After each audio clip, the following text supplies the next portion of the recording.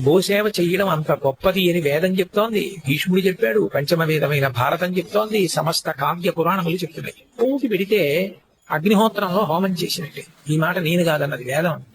గౌరవార్ అగ్నిహోత్రం, అగ్నిహోత్రమే గోవు. అంటే గోవు అగ్నిహోత్రం అంటే రెండు అలా ఎలా అవుతాయి అంటే, అగ్నిలో హోమం చేస్తే దేవతలకు ఎలా పెడతాయో గోవుకి పెట్టినది అలాగే దేవతలకి పెడుతుంది. ఎందుకంటే గోవు శరీరమునందు దేవతలు కొలువై ఉన్నారు కనుక.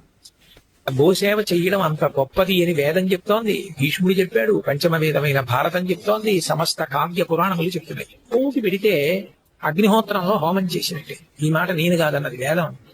గౌరవార్ అగ్నిహోత్రం, అగ్నిహోత్రమే గోవు. అంటే గోవు అగ్నిహోత్రం అంటే రెండు అలా ఎలా అవుతాయి అంటే, అగ్నిలో హోమం చేస్తే దేవతలకు ఎలా పెడతాయో గోవుకి పెట్టినది అలాగే దేవతలకి పెడుతుంది. ఎందుకంటే గోవు శరీరమునందు దేవతలు కొలువై ఉన్నారు కనుక.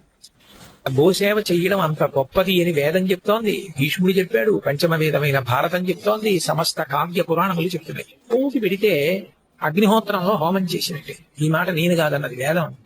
గౌరవార్ అగ్నిహోత్రం, అగ్నిహోత్రమే గోవు.